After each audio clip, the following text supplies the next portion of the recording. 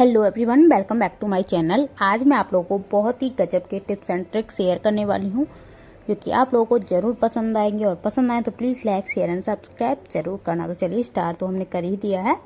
तो देखिए, पहला टिप है हमारा, जैसे कि हम कोई भी सामान छोटा मोटा होता है, मतलब जो खाने पीने का, तो हम गर्म करना चाहते हैं, लेकिन अगर हम डायरेक्ट गर्म करते हैं तो हमारी जो कटोरी है वो जल जाती है। तो आप इस तरीके से पानी में कोई भी बर्तन वैसा लीजिए जो आपको जल जाए तो कोई डर नहीं है, मतलब बस तो पानी से जलता नहीं है कोई भी बर्तन। लेकिन मैं जो दलिया गर्म कर रही हूँ उसको हम डायरेक्ट कटोरी में रख देंगे आंच के ऊपर, तो जो हमारा बर्तन है वो साइड से काला पड़ जाता है। इस तरीके से देखिए, ये जो कटोरी हो गई है इस तरीके से।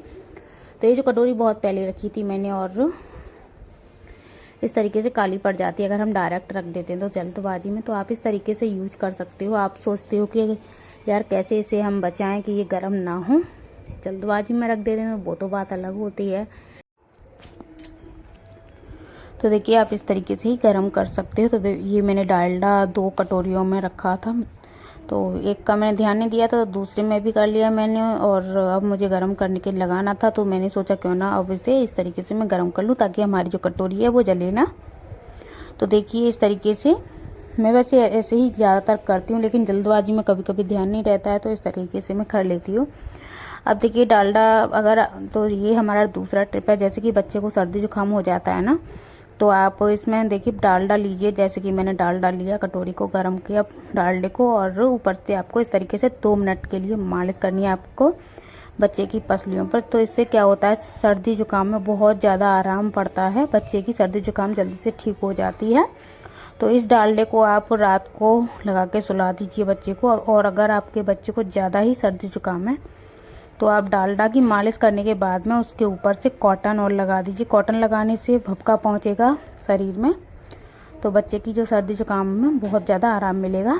और देखिए, जो बच्चे के पैर के तलवे होते हैं, आप यहाँ पर भी 2 मिनट के लिए मालिश कीजिए। तो इससे भी बच्चे के शरीर में अंदर गर्माई पहुँचती है, तो गर्माई से ही जो है सर्दी जुकाम ठीक होता है। अब चलिए बना लेते हैं पोहा, क्योंकि सुबह सुबह का टाइम था तो मैंने सोचा पोहा बना लेते हैं। तो देखिए, पोहा बनाने के लिए मैंने सारा सामान ले लिया। तो इसमें आप लोगों को कुछ टिप्स भी मिलेंगी खिले खिले पोहा बनाने के लिए। तो देखिए, सबसे पहले हमने आलू को कर लिया है फ्राई इस तरीके से। बिना पानी नहीं डालना, आपको ऑयल रखना है केवल। तो मैंने 2 आलू लिए थे, 2 आलू कट करके लंबे लंबे पतले पतले इस तरीके से फ्राई कर लिए। अब मैंने डाल दी है मूंगफली, तो मूंगफली को भी मैं इस तरीके से कर लेती हूँ। तो ये मैंने मूंगफली भी फ्राई कर लिया इस तरीके से। और अब मैं डालूंगी इसमें टमाटर, प्याज। तो देखिए, थोड़ा सा मैंने पहले हींग डाला है, और इसमें डाली है मैंने राई, और राई के ऊपर से मैंने टमाटर, प्याज और अदरक और मिर्च डाल दी। अगर आप लहसुन खाते हो तो लहसुन भी डाल सकते हो। अब देखिए, मैंने आधा किलो लिए हैं पोहा। तो सबसे पहले मैं इनको आपको भून लेना चाहिए। तो जैसे कि मैंने कहा, आपको बहुत सारी इसमें टिप्स एंड ट्रिक भी मिलेंगी। तो आपको देखिए, इस तरीके से नीचे छान लेना चाहिए छलनी में, ताकि जो नीचे अगर छोटे मोटे कीड़े भी होते हैं तो वो निकल जाते हैं, क्योंकि पैकेट आता है, पैकेट का कोई भरोसा नहीं होता। और एक बार आपको भून लेनी भी चाहिए, क्योंकि भूनने से क्या होता है, जो आप अंदर में कुछ होता भी है तो वो सारा कुछ निकल जाता है। तो देखिए, ये हमारे टमाटर वगैरह भी हो गए हैं। तो टमाटर डालने के मतलब हो जाएं, तब ये जो आप पोहा डालें, तब आपको गैस को स्लो फ्लेम पर कर देना है, बिल्कुल लो फ्लेम पर। नहीं तो जो पोहा होते हैं वो कढ़ाई में चिपक जाते हैं। तो इसमें मैंने मिर्च और हल्दी और नमक और थोड़ा सा चाट मसाला डाल दिया। ऊपर से मैंने डाल दिया मूंगफली और आलू वगैरह जो भी हमने फ्राई किए थे। अब इसको हमें अच्छे तरीके से चला देना है, बिल्कुल लो फ्लेम पर आपको गैस को रखना है, और 5 मिनट के लिए इसी तरीके से चलाते जाना है अच्छी तरीके से। तो इससे हमारे जो पोहा हैं बिल्कुल खिले खिले बनते हैं और बिल्कुल सॉफ्ट सॉफ्ट से। तो आप इसी तरीके से अपने पोहा बना सकते हो। अब देखिए, इसको मैंने 5 मिनट के लिए इस तरीके से पका लिया, मतलब चला लिया, फ्राई कर लिया। और फिर ऊपर से मैंने निचोड़ दिया इसके ऊपर से 1 नींबू। तो ये अब देखिए, नींबू निचोड़ने के बाद में अब हमें इसको एक और बार मिक्स कर देना है। ऊपर से मैं डाल देती हूँ धनिया, और ये हमारे पोहा बनके रेडी हैं।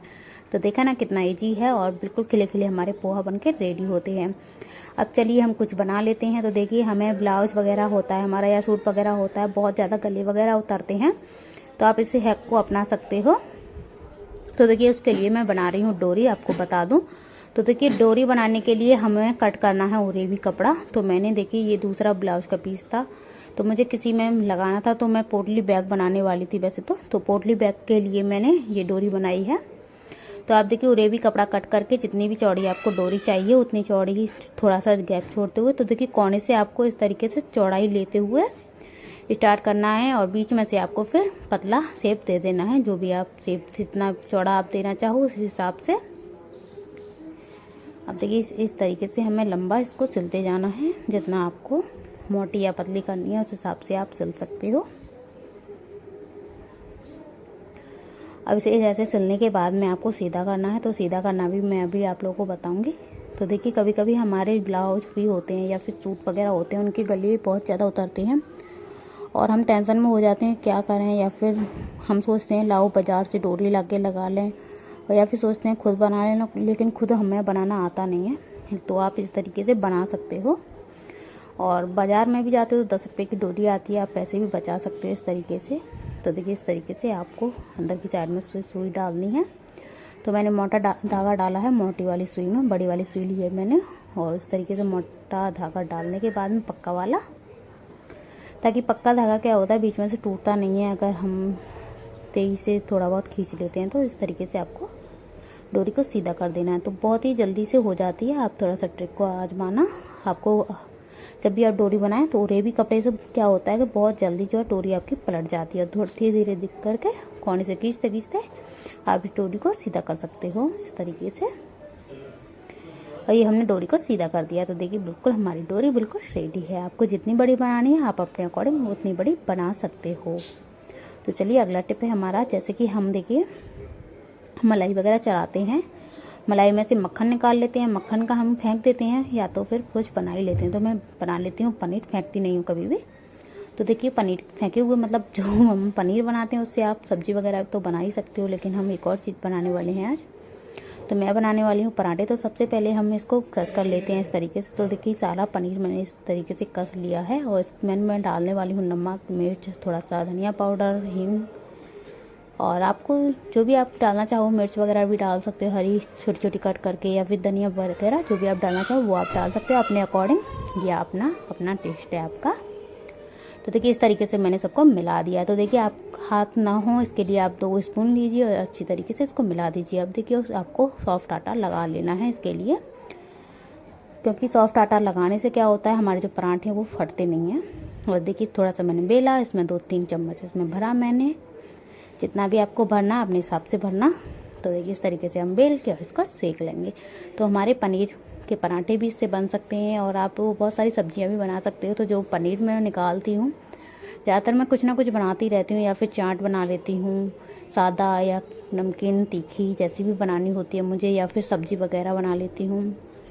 तो आप भी कुछ भी बना सकते हो, ज़रूरी नहीं है उस पानी को फेंको, आप उस पनीर से कुछ भी बना सकते हो। तो देखिए इस तरीके से मैंने पराठे बना लिए। तो पराठे का जो टेस्ट है वो अच्छा होगा ही होगा और हमारा पनीर भी खप जाएगा।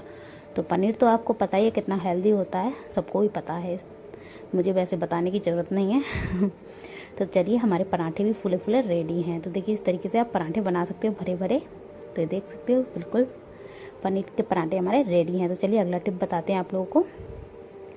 तो देखिए हमारे अक्सर क्या होता है बाल वगैरह बहुत ज़्यादा झड़ते हैं कभी कभी, और या फिर सफ़ेद होते हैं बाल, या फिर डैंड्रफ से प्रॉब्लम होती है, तो हम हज़ारों रुपए खर्च कर देते हैं उसके लिए। तो आप एलोवेरा का तेल बना के आंवला का तेल बना के घर पर ही सारी समस्याओं का हल कर सकते हो। तो देखिए थोड़ा बहुत टाइम तो हर चीज़ में लगता है। आप डॉक्टर के पास भी जाओगे तो डॉक्टर की दवाई का भी कोई गारंटी नहीं होता है, और धीरे धीरे ही अगर आराम भी पहुंचता है तो धीरे धीरे ही पहुंचता है। तो आप घर पर ही उसका इलाज कर सकते हो इस तरीके से। तो देखिए मैंने आंवले को सबसे पहले कट किया और फ्राई कर मतलब ब्लेंडर में पीस लिया अच्छी तरीके से, और इस तरीके से ऑयल डाला और इसको मैं इस तरीके से आप तल दूंगी। बिल्कुल इसको काला पड़ने तक इसको हम भूनेंगे इस तरीके से आंवले को इस तेल में। तो जितना आपका आंवला था उससे आपको डबल लेना है ऑयल, इस तरीके से आपको गरम कर लेना है। अब ये हो जाए आपका गरम तो इसको बंद कर देना है, फिर आप इसे छान के यूज में ले सकते हो। अब बालों में लगाइए, बहुत ही ज़्यादा हेल्पफुल ये तेल है। आप लगाओगे तो आपको पता चल ही जाएगा कि क्या वर्क करता है। तो मैं इसको यूज करती रहती हूँ और आप भी एक बार ज़रूर यूज करना, आपको भी पता चल जाएगा कि कितना यूजफुल हमारा ये ऑयल होता है। अब देखिए ये जो बचा हुआ है इसको भी हम इस तरीके से रख देंगे ताकि जो एक्स्ट्रा ऑयल है इसमें इस तरीके से निकल जाए। तो देखिए 2 डिब्बियाँ मेरी भर चुकी हैं पूरे ऑयल से। अब देखिए एक और टिप है हमारी, जैसे कि हम मंजन वगैरह, दांत वगैरह हमारे बहुत ज़्यादा पीले होते हैं, तो इसमें भी हम बहुत सारे पैसे बचा सकते हैं ना, क्योंकि बाज़ार से हम मंजन वगैरह लाते हैं, बहुत पैसे का आता है, लेकिन हम घर पर ही अपने पीले दांतों को चमका सकते हैं। तो देखिए मैंने मूंगफली ली, मूंगफली को बिल्कुल काले होने तक इस तरीके से तेज़ आंच पर भून लिया छिलके को। तो ये बिल्कुल छिलका है पूरा। तो आप सोच रहे होंगे अब मैंने छिलका कहाँ से लिया, तो मैंने मतलब मूंगफली की बनाई थी बर्फ़ी, तो उसका छिलका निकला था ये। अब इसको हम ग्राइंडर में डाल के पीस लेंगे। पीसने के बाद में हम इसमें डालेंगे सोडा, और सोडा डालने के बाद में आधा चम्मच डालेंगे हम इसमें नमक, और फिर एक और बार हम इसे पीस लेंगे। फिर पीसने के बाद हमारा ये मंजन बन के बिल्कुल रेडी हो जाएगा। आप इसे चाहे हाथ से करो, उंगली से करो, या फिर पेस्ट में थोड़ा सा मिला के कीजिए, बहुत ही अच्छा वर्क करेगा। और गाइस आप लोगों को कौन सा टिप्स ज़्यादा पसंद आया कमेंट करके ज़रूर बताना। कमेंट नहीं करते हो गाइस आप लोग, तो चलिए हम पेस्ट भी कर लेते हैं। तो आज के लिए बस इतना ही, और कमेंट करके ज़रूर बताना लेकिन वीडियो कैसी लगी। तो चलिए एक और आइडिया है अभी, तो एक और आइडिया बता देते हैं। जैसे कि बिस्किट वगैरह में हमारे इस तरीके से कंटेनर निकलते हैं, तो आप इन्हें यूज करना चाहो तो कर सकते हो, नहीं तो फेंक भी सकते हो। तो ये आपका तो देखिए एक में ही 4 निकले थे मेरे, तो मैंने सोचा क्यों ना आप लोगों के साथ भी शेयर कर दूँ। तो आप इसमें छोटा मोटा सामान रख सकते